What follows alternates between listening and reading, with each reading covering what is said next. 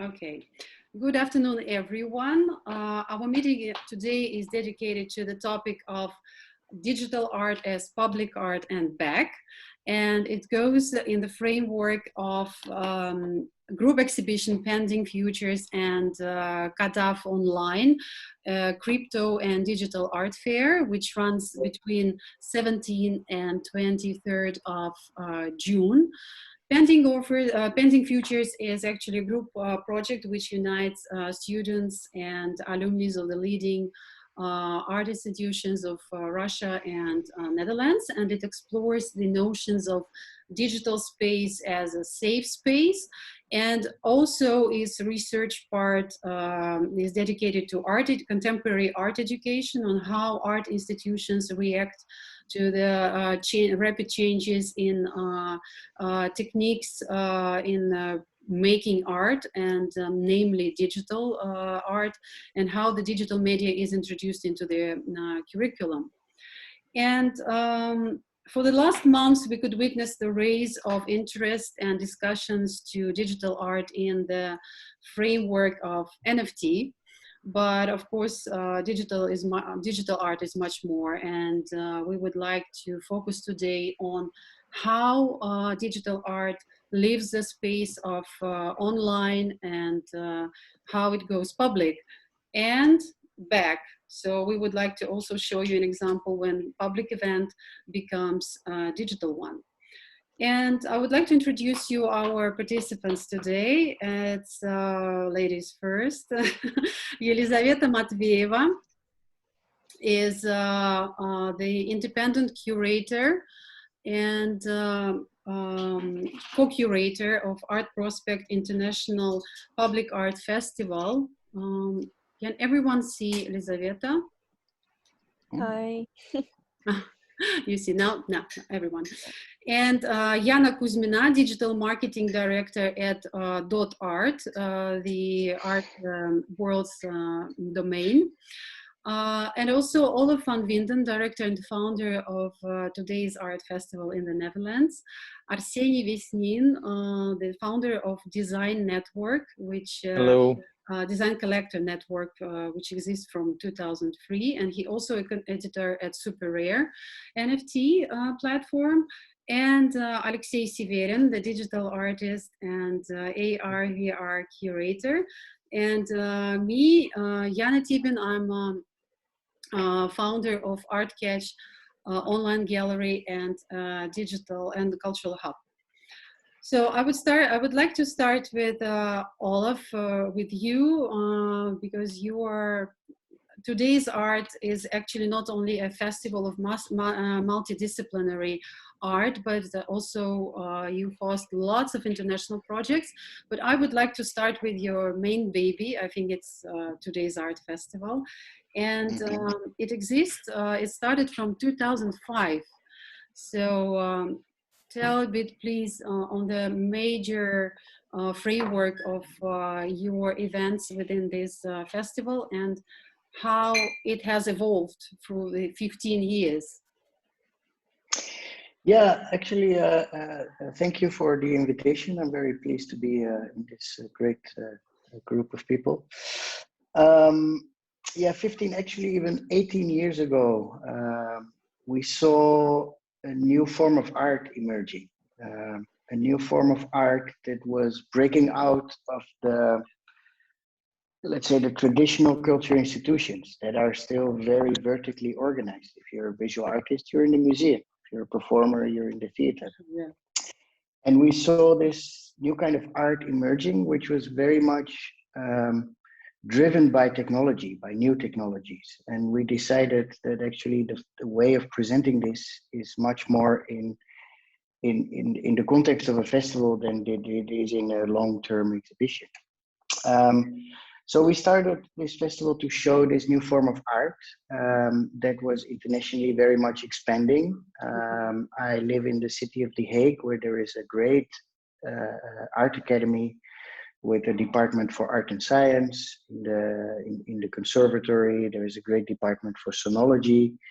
But it was not very visible in in the traditional kind of events. And I saw this emerging very much in labs and in small scale, let's say, very niche audience. And I realized that this is very interesting for the larger audience. And that's why we tried to stage a festival that was actually using the city as a platform, like the existing institutions would be used to program this new form. And I also focused a lot on the public space because I thought it's interesting to show this art that usually is in dark spaces inside, to bring this outside to a very large audience. Yeah. And yeah, we started by inviting some already really famous names in this industry and connect them to our local artists. And it started as quite a small festival, and it expanded over the years into quite an international platform, I would say, where we have collaborations in almost every continent at the moment. Have you started with mainly with Dutch artists first edition? It was actually quite a combination, because we saw a lot of development happening in Japan, for example, in South Korea, and I think this is very much also this field of art, which is using technology and internet and these kind of things. It's actually quite a small community around the world. And it was always very much about the exchange of ideas. And that's, I think, the beauty of this form of art that was able to build bridges between countries and regions, that we were able to see the perspectives from different parts of the world. That goes beyond like the way we're educated and the way we think of things and the way the media wants us to think of some topics. And can you name the forms of art, digital art? Because we have to always, I think, keep in mind what we mean under digital art. I think there's much misunderstanding around this term, right? Yeah, and there is, I mean, it's for many years, I think the academic world is trying to nail down a term for it, like new media art, digital art. For me, it's just art, and it doesn't matter if it's made with code or with a stone. I think the digital tools are kind of the new tools for the artist. If Michelangelo or Van Gogh would live now, they would probably not paint. And in all this terminology, I think we get a little bit lost when we call it media art or even new media art. Like the term new media art is already quite old. When I started doing this festival, what was very clear for me is that we would actually not focus on just one discipline. So not only the visual arts, not only the music, not only the dance, but actually everything. It could be design, it could be modern dance. I prefer myself to refer to digital culture, which is a broader term, I think. And this digital culture, this world that is becoming more technological, is feeding this digital culture in the broadest sense. What was also very important for me, and we actually stayed always very close to it, is the club culture. Okay. The club culture as we know it, like I don't mean the discotheque with loud music and just beer, but the whole culture around clubs. If we think of Berlin in the 90s, for example, this was the meeting place where people were free, and this was attracting artists, thinkers, philosophers, writers from all different backgrounds. And I think these two components, like these new forms of art emerging, a lot of creativity going in a new direction, in combination with this club culture, which has always been very inclusive. These were the two topics that I was very interested in. It's I hear the foundation. Yeah, I hear it sounds like indeed giving a platform, a space for community, and what unites these people. And 15 years is quite a long term. And how has your public changed? Is it younger, older? I think what the biggest change over these 15, actually even 18 years of doing things, of course, it starts very locally with your own audience around you, your own community around you. A lot of students were very involved from the beginning. I think what changed over the years is that in the first 2, 3 editions, I knew everyone personally almost. Yeah. And 15, 18 years later, people come from much more far away. We got a lot of international people visiting the festival. Also, a professional audience is joining this community.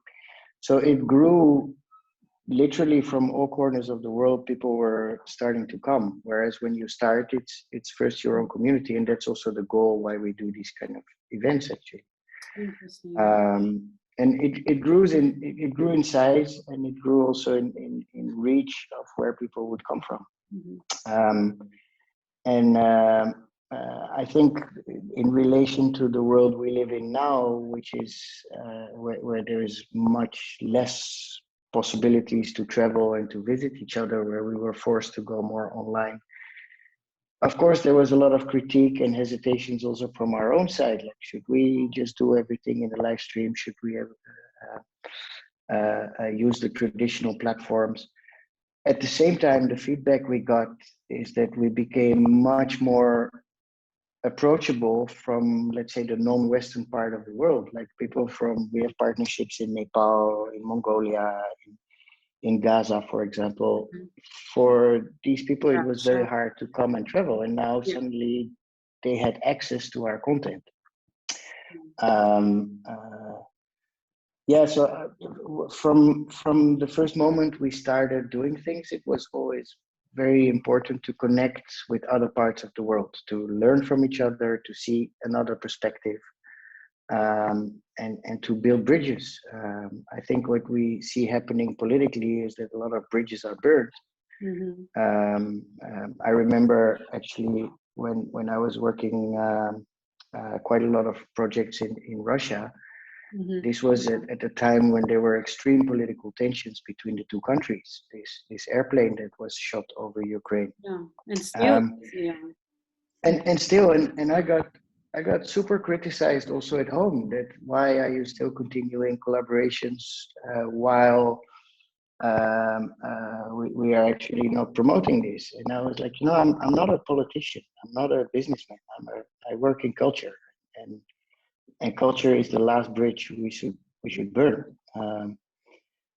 So this always inspired me to see what's happening on the other side of the world. That's also one of the big privileges I think we have working in this field, is that we are able to travel, we are able to see what's happening in Africa or Latin America.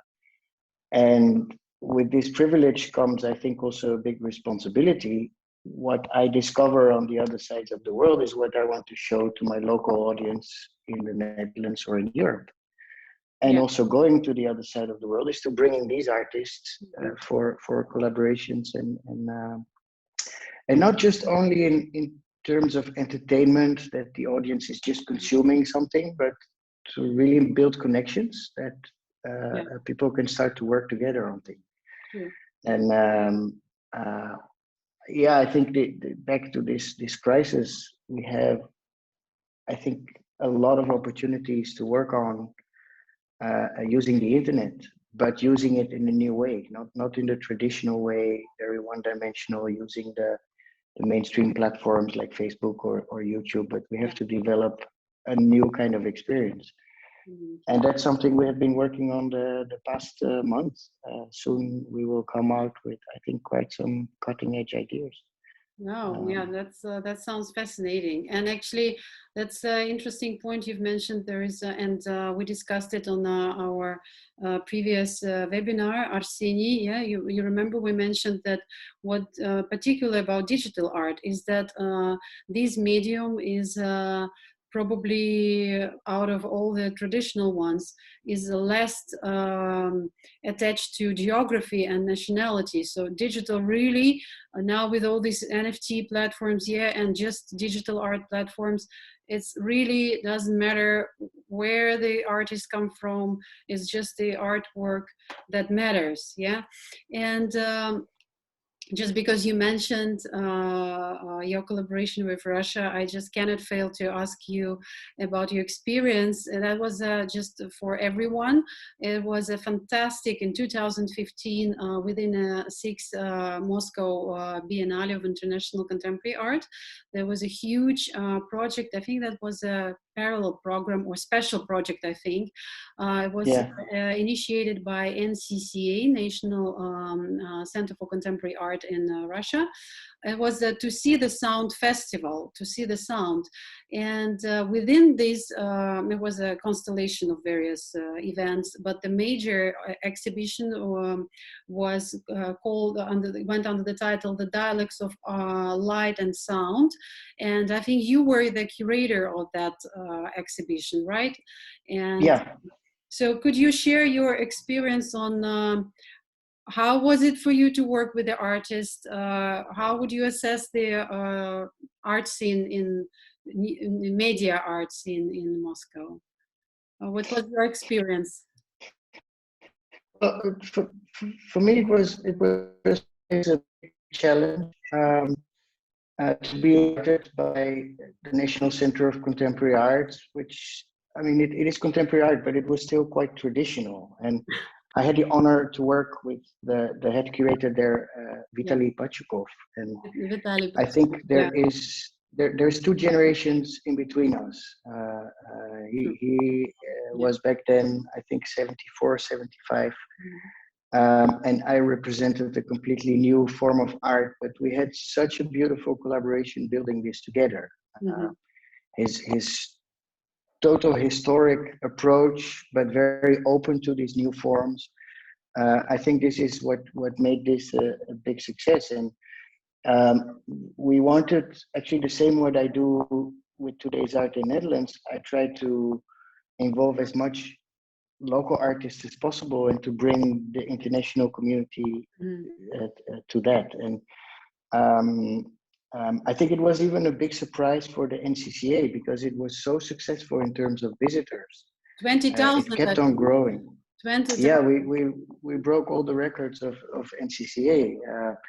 And what I think was part of the success is that we were quite radical in the approach to bring large-scale installations, immersive installations, and to present it in a very open kind of way that would attract a large audience, instead of just very focusing on some niches.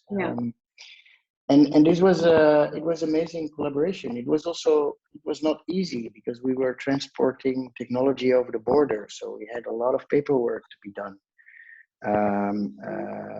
Because all these things, they looked quite freaky when they are in packages traveling the borders.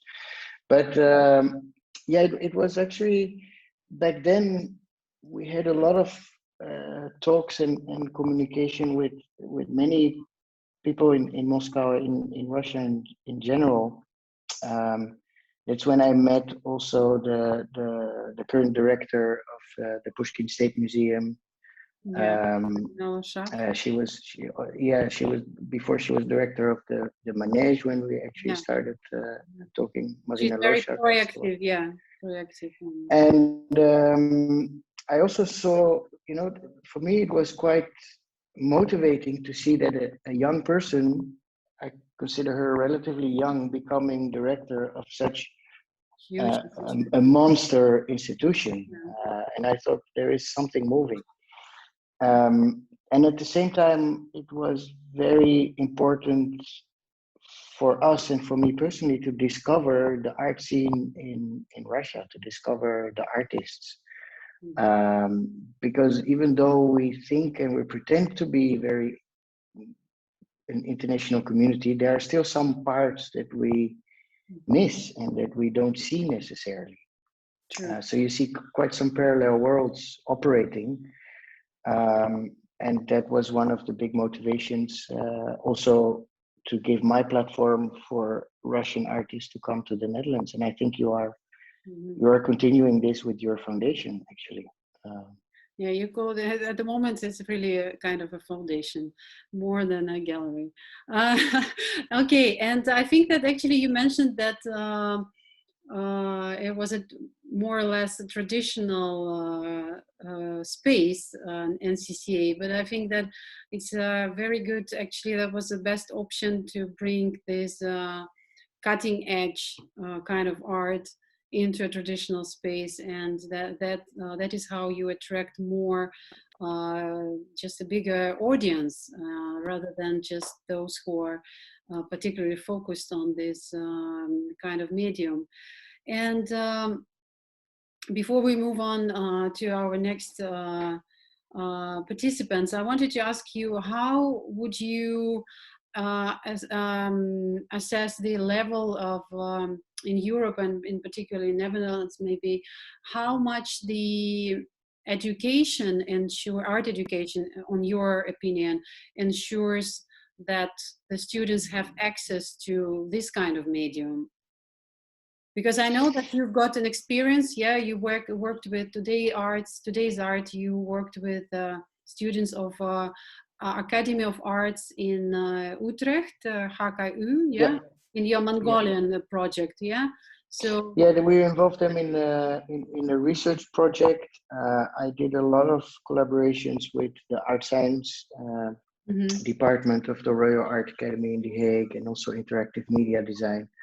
I mean, the fact that these art academies already have like a faculty for interactive media design or for art and science shows that also this is shifting. And you see most of the international students that come and study interactive media design, or actually most of the students are very international. They come from abroad.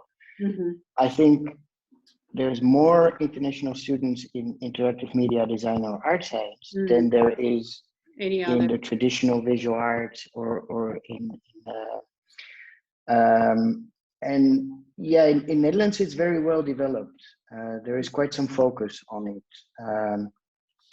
We also have a residency for artists with the Technical University in Delft, which is more a technology university, but also the scientists are very interested to work with artists and to have a different kind of approach. Nothing new in there. I think that the collaboration between art and science is happening for 50, 400 years. True, yeah. But the education, there's quite some focus on this in Netherlands, but in other places, I'm currently based in Montenegro, for example, Western Balkan. I gave some talks at the university. There is no such department. This is happening more in underground labs where, of course, there are coders and developers and game designers. But again, I think back to what I said before, if Michelangelo would live now, he would probably not paint. And another thing with this young generation of artists, maybe they don't always need an academy or a conservatory, or because they learn themselves through the internet. And you know, if you want to become a professional violin player, you have to study 25 years and get this very expensive Stradivarius. Whereas the technology is relatively cheap, you can educate yourself, and much quicker you can come to certain levels. So I think it's democratizing, and it's becoming more accessible for a lot of people to create really great things. And I think that's also this whole discussion in NFT right now, that you see a lot of large institutions who are very centralized kind of field. Oh, you didn't spend 20 years before getting your first invitation to a museum. You have quicker access. So yeah, I'm always very fascinated by innovation and going forward with these tools. And back to your question, education is coming quite quickly. It's moving in this direction in some parts of the world. In others, obviously, also not. Yeah. Interesting. Thank you. I think Alexei, later you will also share as an artist on how you catch up with all the advances in technologies. But first, I wanted to ask Arseny about your experience with Digital Decade. It's also started, I think, somewhere like your 10 interest years. started in Yeah. 2003, so all of started in 2005, so definitely there is 2000s were the somewhere the starting point, right? Yeah. If briefly, I started I started Designcollector. Yeah. It's my main brand, and I started it I was a student, and I had a hobby to collect links to new websites. I was into the web design, Mm-hmm. obviously. So it was like my first website. I did it in '99 for the client. So I was into web design, everything around it. And I found these Flash websites, this Flash Web Award, like PVA. He's still online. We are still friends. So others like K10K and Launch 72. I don't know if anyone knows them. So that was like aggregators of different websites and designs and Flash art. At the moment, Flash was on the rise, and everyone tried to do something on Flash. And before they were adopted by Adobe and destroyed. So this was like a race of net art, internet. So at this moment, I started my personal blog, Designcollector, in 2002 or 3, I don't remember exactly. It was first in LiveJournal, then I bought my domain. And since then, I started to focus on international design, international reviewed designers' portfolios, and represent them first on Russian, and then decided to move with English and still write it on my personal English. And since then I started to communicate firstly with people, with different bloggers. At that moment, we didn't have this word actually. And then with artists, with illustrators. And maybe the first thing I did, I ran a small collaboration with my friend artists from all over the world. And we celebrated 6 years of Designcollector in 2009. And I decided, at that time, I started to visit OFF Festival. It was kind of famous, and is very famous festival, media design festival in Europe. And I went in Spain, right? Yeah, it was. Yeah, it was in 2001, I think. Yeah, they celebrated 20 years already. So yeah, I came to. It was in Portugal in 2008, and I was the first Russian there, and it was my first event actually, and actually my first trip outside, not outside Russia. I was on business trips before, but it was my personal trip, like a partner of festival. So I made some media support, and at this time I started to promote this festival in Russia, and a lot of people came later from Russia to this festival, and even festival came to Russia. So we did it in St. Petersburg, in Moscow in 2014, 15, and 16. And yeah, so at that time I started to collaborate and to communicate with artists and to spend more time on doing something with them.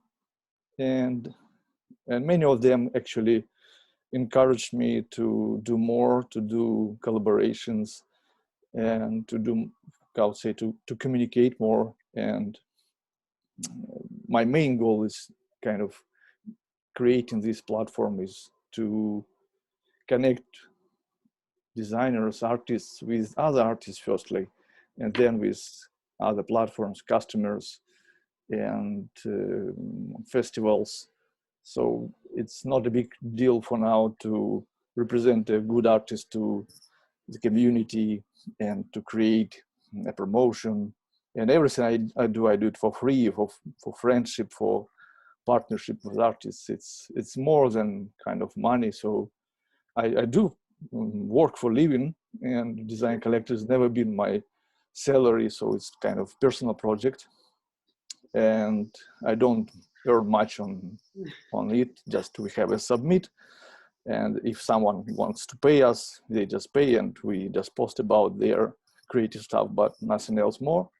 And mostly I'm focusing on creating good content for designers that are inspired, and actually many of them come to me on festivals and say that they grow up on Designcollector, and they were like 10 years old when they open it, or their fathers show this Designcollector. It was really fun. I think that's the best reward for your... Yes, actually, yeah. So when they come and say such words, is more than any other, I don't know, earnings or salary or whatever. Yeah. And later, like to celebrate 10 years in 2013, I decided, I always say we, I don't know why. Well, I decided to Feel much respect for yourself, I think. I'm trying to, yeah, it was fun situations when people write email for me and asking for secretary. And can you please give me email of your secretary? Normally, the personalities drives this kind of things. It's all, yeah, like I think so, yeah. Individuals so, yeah. who are passionate about it, yeah. And I think it was off festival. They believed in me. I was first speaker in 2011. I spoke about Russian creativity with other guys, Evgeny Kiselov and Vladimir Tomin. We spoke about Russian motion designers, illustrators, and then we, locked these relations with Hector, the founder of festival, and he gave me, encouraged me to create a gallery, a pop-up gallery during the next festival in 2013. At the time, I was struggled to how to celebrate 10 years of Designcollector, and that's why I decided to run this digital decade. And that's why the word digital decade came to me, just to summarize the previous decade from 2003, 2013. And we did this small pop-up exhibition, and it was the beginning. And then it kind of transformed. And after 3 pop-up exhibitions during Off Festival in 2014 in St. Petersburg and 15 in Barcelona again, where we made this glitch art stuff and acquired a lot of friends in digital art. I decided to run standalone exhibitions, and my choice came to London, very expensive city to run exhibitions. But we at the moment we had partners like Deposit Photos, and they gave us a grant to run our first standalone exhibition in 2016 in London, in some strange dungeon gallery under the bridge. But it was really an interesting experience. And in 2017, I decided to run a quite big show in the same city in London. But I prepared it completely in a matter of 8 months, sitting in St. Petersburg, outside London, in Russia. So, and actually... How was that? Yeah, it was challenging, right? It was very challenging in terms of communication first, but I found a lot of partners. I found a lot of friends. Yeah, they helped me a lot. And I think the design art scene is not always about traditional relations like money, art, buying, selling, but it's more about communication, more about even Sylvian reminds that he has strong connections with his artists he collect. So it's always about friendship, and actually, yeah, it's people who eventually become your friends, and they see you are giving them and you take back So it's all about this. And at that moment, we did this huge exhibition featuring 50 artists, including AR, VR, 50. and 15, 15. 50, sorry, 50. 50, yeah? 50, yes, half 100. That's quite, yeah, it's quite a lot. Yeah, and it was challenging because a part of them was a winners of the contest we created with American platform, very famous for now, Elo. Yeah. I'm not sure how they are doing right now after the acquiring from Talent House. But at that moment they have these grants, and they gave me a grant, so we managed to have this equipment for the exhibition. And I want to share a small video, not very small, but if you have time, so I'll just run it as a background. Yeah. And it was all about new peoples, new artists. So there's no sound, I think, but yeah, it was called Siberia. Yeah, yeah, I call it Siberia. So it's like finding the new ethnos, the digital ethnos, like digital nomads. And we have these guys who helped me a lot with directing, with creating, because I had a problem with visa, and I managed to get on the exhibition just at the opening day, and everything was ready. And this was the crazy moment, because you just how to say, spend mostly a year preparing it, but then you just came inside, just dropped from the plane and came inside the gallery, and everything is ready. It was really immersive. And we had this interactive stuff and VR and everything around this, and a lot of artists from different countries. And yeah, so it was really, really impressive. We had some problems, of course, with distribution.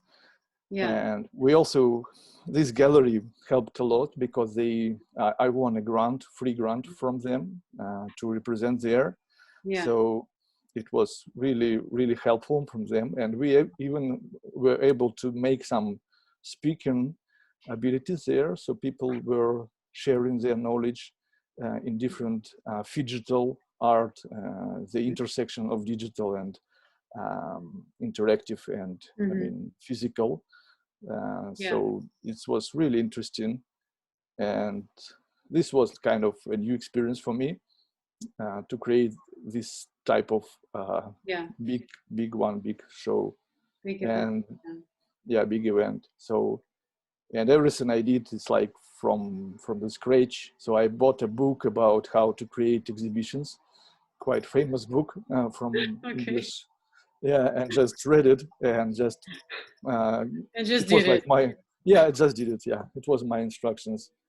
And yeah, I always say when I'm representing something, so I had a lot of speaking experiences. So just remember why you started and why you start doing this, and do it like you, how to say, so like you will like it yourself. So you cannot do something like whatever, just throw in the face. This is happening now in NFT, when people just came and throw something and get back, and why nobody buy me. But you need to, how to say, to place a piece of soul inside it, and just not shilling it and selling it everywhere, but making a story. So this is kind of my story. And for now, last year, I have managed to collaborate with London-based digital exhibition pioneers, S Edition. They created their platform like 5 years ago, before NFT. So NFT just raised in 2018. And they have this hermetic platform where they sell art, the digital copies of art, to collectors, and they have it really interesting, but they don't get outside this platform, so they stay inside. And it's the a digital platform. I know. They stay inside, and it's only value inside, so you can't just, like an NFT actually, but it's like a father of NFT. And we did this last exhibition with them, but it went in online, Yeah. and it was also challenging. And I don't know what is harder to create exhibition offline or online. I I think will tell you. I will tell you. Working now, pending futures. Believe me, I think it's digital same. virtual exhibition is way much harder because everyone who dealt with exhibitions offline would say yes, you can do Mendling in one night with the whole team, but you can do that, but you cannot make the virtual exhibition in one night. Yeah, absolutely. That's Agree. absolutely true. And yeah, the problem, what I see now is it's very vast.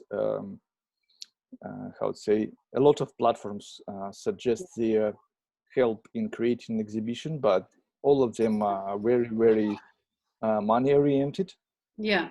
and it's kind of very expensive, and you don't know what you get as a result. So I managed to run it on art steps. I don't remember. It was free, but it was very lagging, so it was very buggy. And believe me, so I have some experience in coding and design, so developing, but this was really a challenge to just push something there and Sure. Yeah. just That's why we're talking about digital art going public, because I think that all these festival formats, they also give a sense of community and some immersive experience.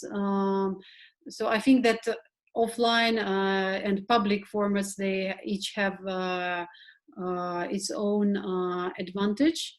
And yeah, I've seen this exhibition. Yes, it's on. Yeah, this is, I think you made it last year, right? Yeah, we did it last year, and I even mocked Mm-hmm. the atmosphere. So I have these speakers here and champagne over there, and a DJ playing, but it was like a fake. It's exhausting. But now having this experience, before we ask questions to Alexei to share with his experience, what now having made both kinds of exhibition, how would you, what would be your impression on offline experience and online? If you ask me, yeah, I'm asking you. Yeah, I think offline is much bigger because you share the experience with people, and here you don't share with anyone. So you can do it in metaverse now, in crypto voxels. Yeah. You have these I don't know how to call them, modulars, like from I have it on my site, from IKEA, these guys, and they just go there in 3D, and you try to communicate with them, but they are all avatars, and you have a chat box there. Yeah. And as someone said that from the beginning of the COVID, the offline will be for elite people and online will be for poor people. And I just can't get this out of my mind. So, and we see it worse and worse every day. So online become the replacement of real life. Maybe it's a good notion, especially with this new generation, new guys, alpha, how they call alpha generation. They will be next drivers of this art and STEM. They will be influencers, and it's kind of hard for us to take this as granted. So for now, so that we need to stay online and to enjoy, to enjoy online festivals. But still, it's a good challenge for us to create something, and I think we can overcome it. But it's never saying that we need to get back or we need to bring it back. It's a wrong notion. We can't bring it back. We can't bring back festivals, Glastonbury. We can't bring back these emotions. We need just to change, just to shift and enjoy our life next. So we just need to enrich it, not to cry or just go into some reflection. It was Yeah, it was. It Agree. passed. Well, I Just think if I to go further. can interrupt or get into this, you know, a lot of these online experiments are still trying to make a copy of the real world Mm-hmm. in the way we experience it. And I think this is, if we forget about this, that there is the real physical events, but there is a huge potential online or in hybrid spaces. You were talking about these metaverses where um, there is experiments on how to interact also with an audience. Like, look at where the game world is. When you Yeah, see Grand Theft Auto compared to an online exhibition, you see this huge difference. Like, Mm-hmm. and of course, there's millions and millions invested in these gaming worlds. But I think I was reading um, a little research on how we consume these online art streams. Mm-hmm. A concert, 25, 30 seconds, people are focused and then they leave. The gamers spend hours and hours in these game environments because there is a tokenization, there is an economy going on, there is something that is beautifully designed. And I think if we detach the physical and the hybrid and we try to use internet in a new way, we push the innovation further. Mm-hmm. I think there is huge potential, and I like what you just said. Physical will be for the elite, and online is for the poor. There is something very important in there that whenever we did a festival or an exhibition, you spent a lot of your funds to build it, and it's there for 1 week, 2 weeks, and then it's gone. And only the people who had enough money to travel to it could experience it. Having an online kind of augmented experience can reach out to much, much more people. And also give this platform to much more people in a non-Western kind of approach. right.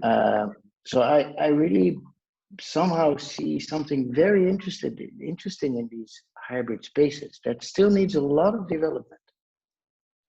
Yeah, true. It should Yeah, not only be for the people with very heavy gaming computers. It should be on a crappy computer, on an old phone. You should also be able to experience it.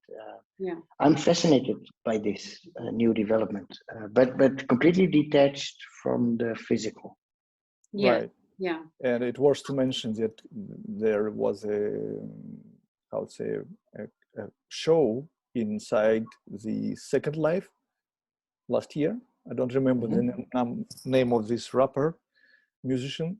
He was Yes. representing, yeah, the huge avatar, and people were Yeah. dancing there. Mm-hmm. Yeah, it's really interesting. But the main challenge is technology, Mm-hmm. and the way we actually stuck in between these.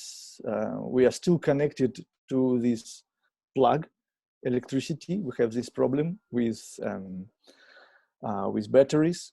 Mm-hmm. Nothing is changed actually from, Yeah. I don't know, from 10 years. They just trying to research some graphene stuff like this. And yeah, I think this is most challenging. So the internet will stay. It's not a thing. It's like inside Internet of Things. It's everywhere. So it's just the way we use it, right? Yeah. I'm totally agree with, yeah. I think Elisabetta, you have something to add to it right now, yeah? Yeah, this conversation made me think of another experience I had. I was supposed to talk about the Art Prospect Festival today, but also I have to mention that I recently curated a digital show as part of the Young Art Biennale, Moscow Young Art Biennale. And for me, it was very interesting that artists, when we've started discussing the project and that we decided to move online, for artists, it was challenging because most of them were still thinking about digital as 3D model of a gallery or something very artificially mimicking, reflecting the reality. And when we were discussing only after like long conversations for them, it was obvious that they could experiment, they could come up with something totally new. They have to think of technologies and of this possibility as something very broad and very diverse. Yeah. And in the end, they were, in the end, they came up with very nice, interesting projects. And it was, for me, it was fun because most of the Russians, no, let's say, the most experimental and crazy absurd projects came from Russians. Western participants were more careful about the works and more, precise, and Russians were very experimental. Mhm. Nice to hear. Yeah, I Yeah. think Dutch people also, because I see lots of it. I think that we definitely have to think about some collaboration in future, because I see lots of also crazy projects in the Netherlands. But Lisa, just yeah, to continue, maybe to finish the topic with festivals, and then to ask Alexei as an expert, as an artist. Yeah, maybe you share, yes, your experience. I'm very interested in about Art Prospect case, because this is traditionally not a digitally oriented event. Yeah, and Right. last edition, it was last year, right?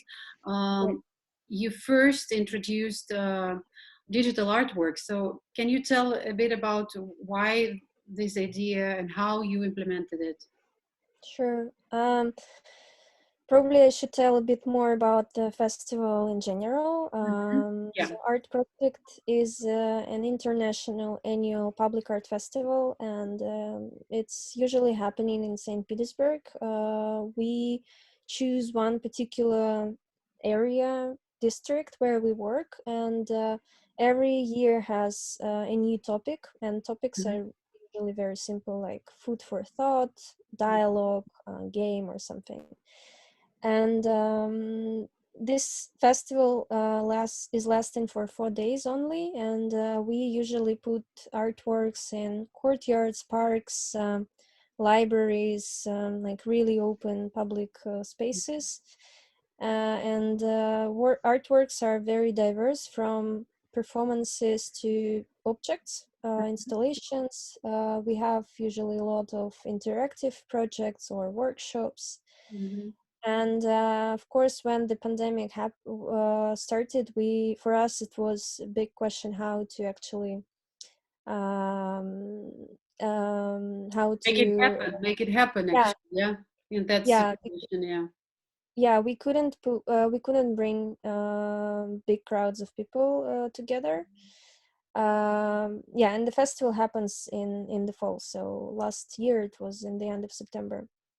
So we in the end came up with the idea of making the festival, but making it as a personal experience, Mhm. right? So because before it was very public, massive, we had like thousands of people coming, so it was like a group experience. This time it was personal, and we decided to have two types of projects. One of them was called interventions. So we invited artists through open call to put their artworks in their windows or balconies. So in the personal space, which is visible for public from the outside. Mhm. Yeah, so you can look at these artworks from a distance. And another type of the projects was augmented reality artworks, which we put in the partnership location, Mhm. so-called DK Gaza, House of Culture Gaza in St. Petersburg. And there were 11 or 12 AR projects there, specially commissioned for us. And since the whole festival was made under the topic of treasure hunt, Mhm. we made it as a basically treasure hunt, so people could look at the map and then walk through the city and look for these artworks. And the very important thing is that these interventions in the windows and balconies were made by artists throughout the world. So it was very international. And even if you are not in New York, for example, you could see the artworks as documentation on the website and in our app, basically. Yeah. Yeah. Yeah, interesting. Yeah, how many countries participated in that? So it's also was digitalized in Yeah. a way. Yeah. Yeah, I might maybe I don't I wouldn't tell you the exact amount. I think around 30 cities and 12 or 13 countries in total. Great. Yeah. Yeah. And for AR works, you've created a application, yeah, an app. And are you going to continue now this experience? Yeah, we very much liked this experiment, so we want to update the app. We want to keep some of the AR projects we've made for the next edition, but we are also going to have these interventions again, Yeah. not in St. Petersburg, but in other cities and countries. We will also choose artists through open call, and this year we luckily have an opportunity to pay them small fee, because last year was we didn't have this chance. So, and we also thought that it was a very nice way to cheer people, to somehow help them and make them feel that they are part of the something big, and they could share their work when Yeah. exhibitions were happening and everything was closed. That sounds great. That I think that for a long time, digital art stayed a little bit a thing in itself. Yes, and with the audience, very quite narrow ones of connoisseurs of this kind of things. And I'm not talking about video and sound, of course, but it's great that now the festivals like yours, they introduce this kind of art as well. So it's I'm expecting the moment, actually I was going to ask this question at the end of the conversation, when but maybe we will leave it till the end, when we can expect really when digital art merges completely and becomes a part of like sculpture, photo, painting and so on. So I'm waiting for this moment when it's really becomes a real on par with the rest of the mediums. But yeah, Lisa, thank you so much. I still have a few questions to you, which I would like to leave for discussion. And Alexei, you are the master of, I think, of these interventions. You made, I want to introduce your two parts of your practice. You started making professionally the digital art first in collaboration with Recycle Group. Yes, when quite renowned Russian artist, multimedia artist, and I think your big project with them was at Venice Biennale in Russian Pavilion, and then you also did an amazing intervention in Pushkin Museum. I still remember that was a really great exhibition. And could you start please with two projects, maybe show something, and then come to your personal experiments. Okay, sure. Yeah. So yeah, it all started like back in 2016 when we started our first experiments together with the Recycle Group. Who they're my friends, and when we first met, what was 6-7 years ago, I don't remember anymore. Yeah. Yeah, right away started to discuss the possibility of creative collaborations, like what we do with VR, AR. So we did a couple of experiments. First try for virtual reality in New York in Richard Tettinger's gallery, and then this idea came up of creating a pirate intervention, like a large-scale intervention into Venice Biennale. So the funny story about Venice Biennale in 2017, that we actually had two projects that were kind of existed in parallel, but we put it in the same on the same platform. Yeah, we started to develop an application where you could we had different virtual objects in different parts of Venice. And there was an application that I developed specifically for that for that event, and the application still exists. We're still using it and develop it for all our AR projects. Let me just put on the video. How do I share the screen? Yeah, I can share the screen. I can share the entire screen. Okay, let's try this. You can share the browser. Oh, yeah. Yeah. Okay, so you just you see my desktop, right? Yeah, absolutely. Okay, so this is a promotional video for the event. I think I have the sound off, which is fine. Okay. Yeah, that was the year when the project was shown in Russian pavilion, right?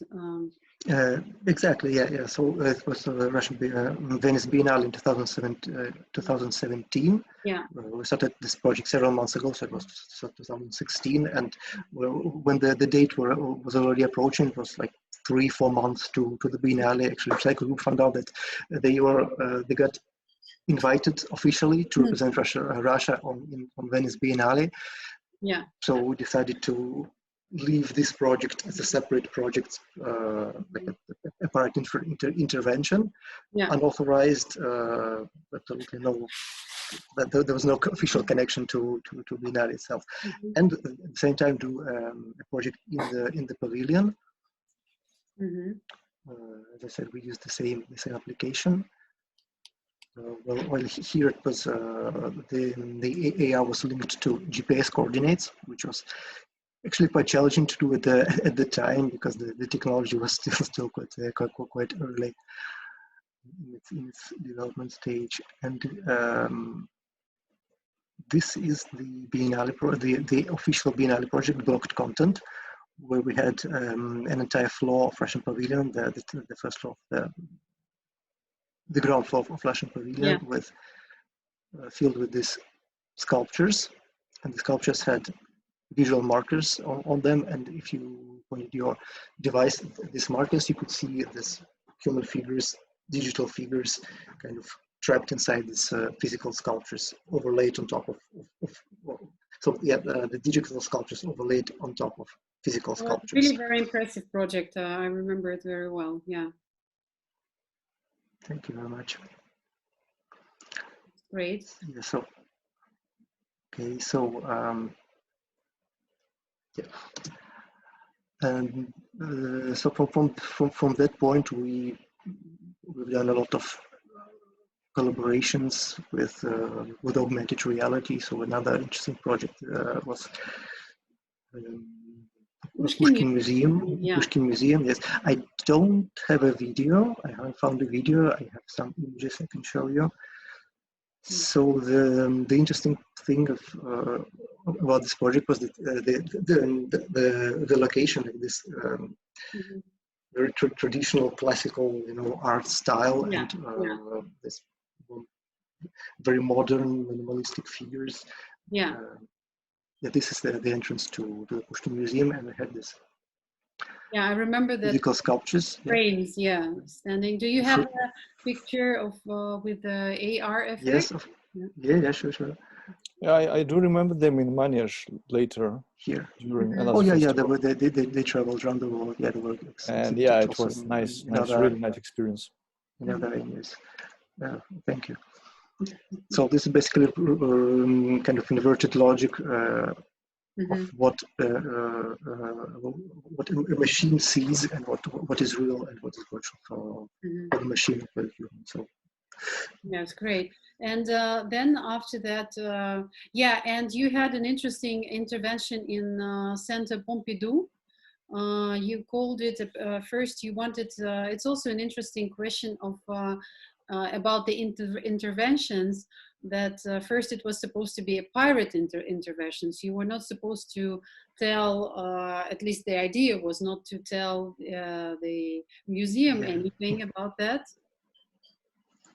Yeah. So while Pushkin Museum exhibition was actually it was an official exhibition. The one in Center Pompidou, it was more like a Venice intervention where it wasn't authorized.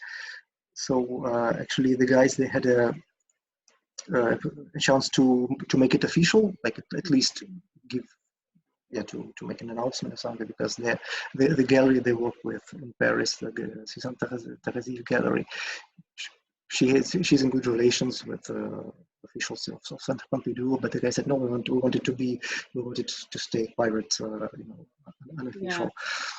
So we all overlaid different digital experiences on top of existing collection, existing collection, existing paintings. It was quite an interesting experience, like people walking around and not understanding what is going on, like people with phones pointing at pictures and seeing something that they didn't see. Yeah, they that was actually called they lied to you, yeah. They were lying to you. Everything is different. Everything is different, like mocking a little bit, like the traditional notions of what the curators, how they communicate these meanings of art. And that's why this context of telling lies, like official versions of what art means. And that's an interesting question. In our discussion with you, we discussed it in a funny way. Will there be any legal restrictions about when AR will be everywhere, which we can quite expect? Yeah, and indeed, you give a completely different interpretation to various even works of art. So I think that probably in future there will be some legal issues about it, probably. Yeah, this is very interesting question, and I think the legal system doesn't have an answer for it yet. Neither do the artists, but reinterpretations of someone artworks that existed for ages, and it's true. Okay, something that you can't prevent, I think. Yeah, this is true. Yeah, and can you tell a few words about your personal project? You now this month is Digital Art Month when CADAF is showing the augmented reality in Paris, and can you show us what kind of works from your side there?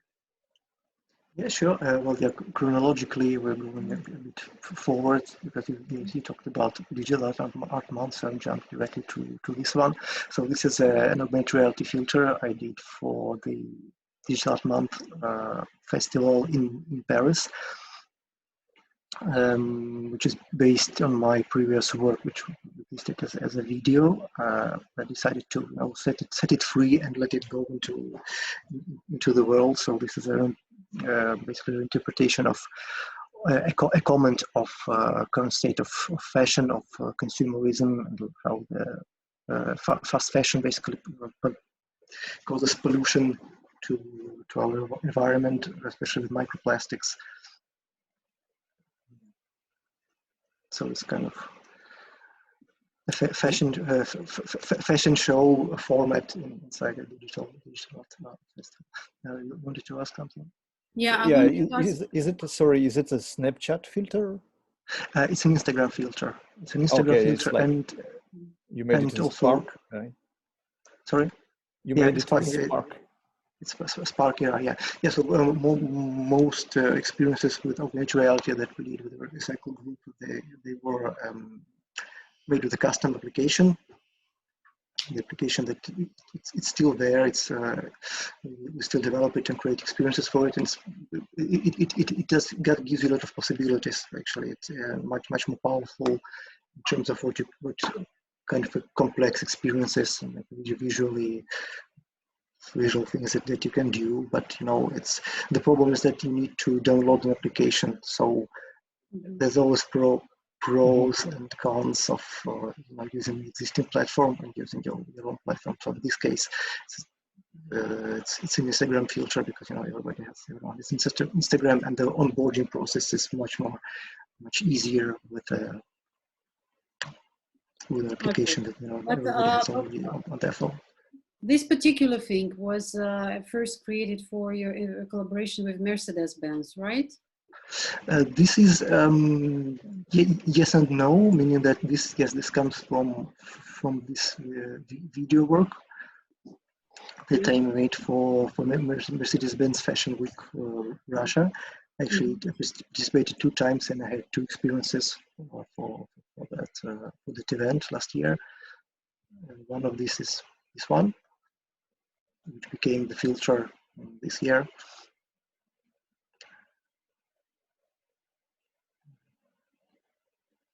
So this is just a traditional 3D animation, and no virtual, no augmented reality.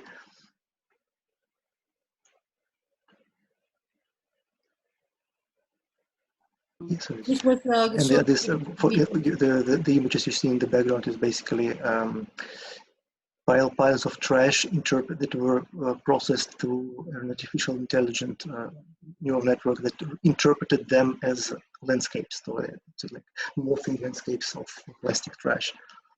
Yeah.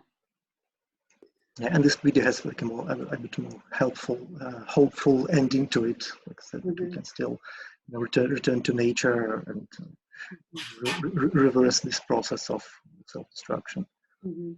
Beautiful. Do you think it will be possible some days to showcase the fashion shows with augmented reality? I wonder. Oh, definitely, yes, and they are already happening to an extent. Actually, I had another experience of another artwork, also for the Mercedes-Benz Fashion Week Russia. It is this one. It's the format is video, but the way it was made using augmented reality. So I decided to approach to this project as if it was a real fashion shoot. So I had a virtual model, which is actually it's not just a human figure, but there's this concept now of virtual fashion models that have their own Instagram accounts. So they are like almost like real people, only that they exist on the virtual world. So I collaborated with this virtual model, Rika, and the video was shot in real time, so I decided where to do the shooting. Then I started this augmented reality application, so that she just started walking, and I shot her from different angles, like exactly like I would do if it was a real fashion shoot in real life. Interesting. So this was already kind of an example of what you can do with fashion shows that are purely virtual. And I wanted to, with all the, we discussed that with digital arts, it's also the space, the location sometimes requires some adjustments. Yeah, and I think that's fair for all our speakers to talk a bit about how you cannot place the digital art anywhere, or at least augmented reality. Yeah, though Arseny, you made this offline exhibition in Under the Bridge. This makes it shows that everywhere is possible, but I think that the augmented reality is actually the most sensitive at the moment technology, sensible to the space, to the location. Yeah, it was not under the bridge, it was in the gallery. I know, the gallery was under the bridge, yeah. But it was, and also, Elizaveta, your project with augmented reality, it was also in quite an old building, yeah, traditional. But I think that the most challenging, Alexei, is that when you do this kind of things in the street outside of the buildings, right? Could you tell a bit more about the restrictions at the moment that still exist? Well, there are always technical restrictions, like the quality of tracking. You know, that in order to do a virtual reality experience, you need the phone needs to recognize in real time where it is positioned and where it's looking in the world. So tracking it can be tricky in there are different conditions, like, you know, flat background or a lot of moving objects, like a crowd of people moving. For example, when I was doing this augmented reality fashion shoot, if a person would come through the frame, the object can just, you know, fly away or something like that.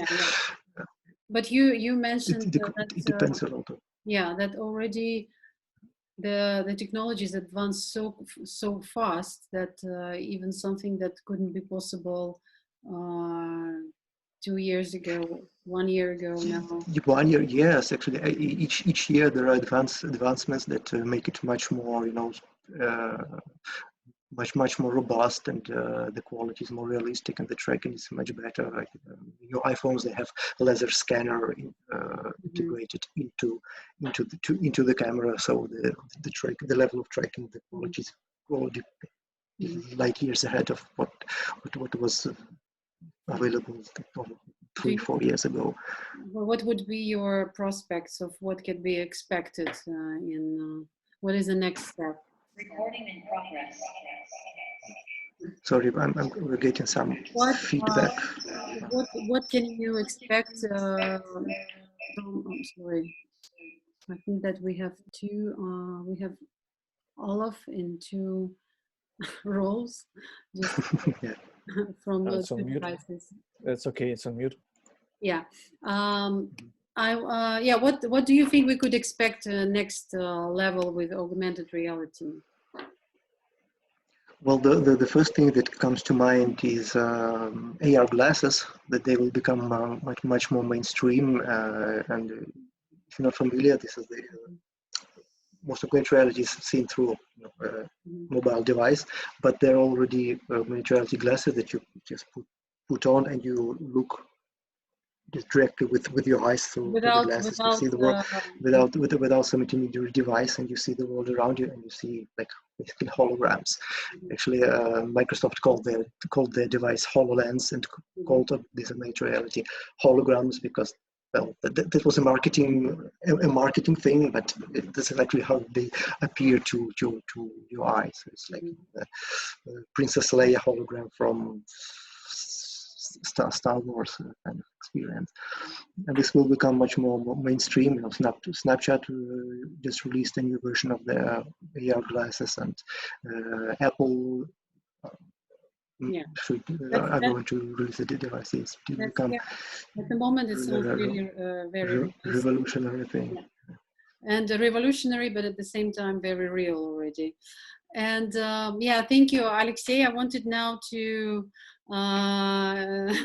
ask Yana to tell about your this fantastic, on my opinion, the theatrical performance of which is called experimental game. As this is a performance based on Chekhov's novel, The Cherry Orchard. It was a classical novel, and it was presented with the participation of Art Domain in completely different manner. So we actually, due to COVID, there were lots of streamings of the theaters in YouTube. But this is completely different thing. Could you please tell about this project? Yeah, first of all, I wanted to say that this is an honor for me to be among such talented people who are running such an impressive projects. I have just really were impressed about. And I would like to start maybe with sharing the screen that you can see something about the project in the beginning. Can you see my screen now? Mikhail Baryshnikov, you're playing Chekhov. Yes, so this project called Zero Gravity, it based on our .art domain platform, and this is a great collaboration with Zero Gravity team. What it is all about. During the COVID time in United States, basically all theaters, everything were closed completely, but because United States is about theaters and performances, of course people were starving and we still wanted to look something interesting, to participate in something interesting, and that's how this idea came to Igor Golyak, who's basically originally from Russia. He was even studied at GITIS in Russian university. Theatrical, Yeah. And he came to the idea that it would be great to involve people into the digital theater, because artists as well also not happy with the situation around the world. And he came to Baryshnikov's team, and Baryshnikov was also very happy, I think, to support this idea, and that's how basically this theater were born. The main idea that this is like a digital game. There online people not only can watch the performance but also vote for this or one ending of this story. We can choose how it can finish. We can choose and vote for some actors, for example, if this actor is guilty in something or not, how it was in the previous show with Natasha. And now this is a new show came up. It's running now. There Baryshnikov is playing the main role of Anton Chekhov. And this is really an amazing story. So part of the story were pre-recorded already with artists, and some other part is basically live. Then the actress playing the role, and she even entertained with the viewers, with the visitors of digital theater. She can ask them, she can basically interact with them online. She sees who is participating in the theater, she sees all the visitors, and she can interact, she can ask some questions. For example, what do you think about this or that? And then she asked to vote for something, for which story you like the most, which of our story you liked, please vote this and that. And they also made this voting system on our domain also of .art, Chekhov OS, which means operational system. And also one of the idea of this performance that this is like a game. So you are involved in this performance and you can play basically with actors. And I wanted you to show a trailer for this. I think it's an interesting story. You are now inside the Chekhov OS.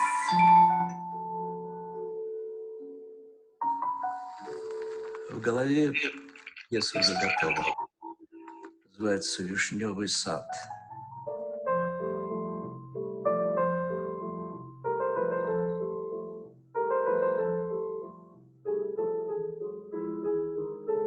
Your cherry orchard is to be sold to pay off your debts. The sale is fixed for August 22nd. Приготовились? Снимай! I think it'll all come to nothing. He's a... Yeah, I see vote now, so you can really participate in it. Yeah, so you can really vote. You can press the button from your mobile phone, and you can see there also the screen which showing how the voting is going, and who is the winner of this voting, and what when will become next. I think this is a really very interesting idea. And no attention to me. The present is disgusting. But when I I think about the future. Oh, so good. Is the cherry? Yeah, it's a little bit comes with delay, but yeah, you want to do it? Yeah. Sorry, you go. Sorry. Yeah. Sold. Oh, now it's gone. Sold. Вышло у меня не драма. Okay, this is a little bit slow, I think. So the last time that I was also participating in this event, there were around some 1,000 people taking part into this show, and there are really live chat. All the gamers came, they started to discuss, it's like a game, and also we have got a lot of publications, not only in New York Times, but also from a gaming community, which wrote that gamers community were also very interested in this performance. They started to vote, they started to discuss that it's like also a game in reality, and how interesting it can be for gamers and so on. There were really very intensive discussions in the chat during the show, and I think this is also a very interesting aspect that people like so much, not just watch but participate themselves, interact with actors, see that they also can be on the screen. That I also liked very much about the show, that they're like a big wheel on the screen, and you can even see your Zoom profile on there, and they are like turning it, and you can really be there like a part of their show. True, yeah. So what's about our collaboration? We are now already discussing the second season of the show. There are also Mikhail Baryshnikov will be presented. We also still continuing to do it on .art. There you can get now tickets. It's an experimental game. It's for free basically, and everybody from even around the world can easily go there and be a part of the show. While everything is closed, it is safe, and I think this is like a great alternative that's really offline coming to be online as an alternative, as a safe place, as a comfortable place where you can see and watch performance in the how you like it, and also participate in this, what you basically cannot do while offline. Yeah, but I think that my perception is that though it started with in the period of isolation as a medium to deal with this isolation, I have a feeling it will now become a normal practice, probably ordinary practice in normal life, because it's fantastic experience, and I'm proud that ArtCatch is on .art, because you guys support very much the technologies in art, and I know that you have innovation prize in art, and it's great. I'm very proud to be part of your community actually, and so I thank you so much, Yana, for this insight into the project. I'm afraid we don't have time for general questions, but you guys were very specific. I do appreciate it. So many interesting projects. Maybe we have 5 minutes. Maybe you have some questions to each other, some short ones, some short answers, short questions. No? I actually have some question to Alexei Severin. I just wanted to say it's really fascinating, because for me, it's also, I can see it, fashion and art should be together. I think it's something really extraordinary. I was all the time looking at what you showed us, and I was thinking about, oh my God, Alexander McQueen would really love this. Yeah, he would. Probably he would. Yeah, he would create so many crazy ideas by using now augmented reality and virtual on all these instruments we can have now. It's such a luck. And you don't need to respect the laws of physics when you're creating digital, like both digital art and digital fashion. Like, can go completely crazy. Yeah, but digital fashion can easily turn to digital art and vice versa. And what's your like next project? What's your next idea related to this? To which part? Because they like to the fashion in art, or how you call it. Well, I want to continue experimenting. I wanted to try, tracking actual human fibers in real time, attaching some different strange things to. I've been actually thinking to of actual humans. Alexei, I've been thinking of you when choosing the outfit for tonight. And I was thinking, like, Arseny is using this fantastic background, but I was thinking, why wouldn't I use some digital outfit? I think that we are just one step away from it. And it's already there. Yeah, it's already there. The girls from Ukraine, I think they have this startup. Digital fashion. Dress X. Dress X, yeah. Fantastic. Yeah, okay. there's already several of those. Yeah. Yeah, I will. Actually, we kind of already did some experience with like augmented reality fashion in a way back in times of Biennale, even before Biennale. Also with the Recycle group, they had a couple of T-shirts, and I still have them. I have it. Augmented reality effects attached to them. Yeah, that was a very nice, fancy black and white T-shirts with a code with QR, and downloading the app, you can see actually that's also that's a fantastic idea. Yeah, great. Okay. Jana, I think before the next talk, we should definitely all get dresses from Alexei. This means I will need to come up with some for the next talk. Yeah, Alexei, I'm afraid you already committed to it. I'm sorry. And we have visual evidence to it, public one. We'll try, okay. So thank you so much for your interesting experiences, and thanks for sharing with us. And I hope that today's talk is also a platform for networking. And I think everyone today pronounced in more or less quite often the word collaboration. So I think that actually digital art is the best medium for creating, collaborating projects. And I think actually the future stands for collaborations. So thank you so much, and wishing everyone a good evening, and keep in touch. Thank you. Thank you. The future is now. Thank you. Thanks for inviting us. Bye-bye.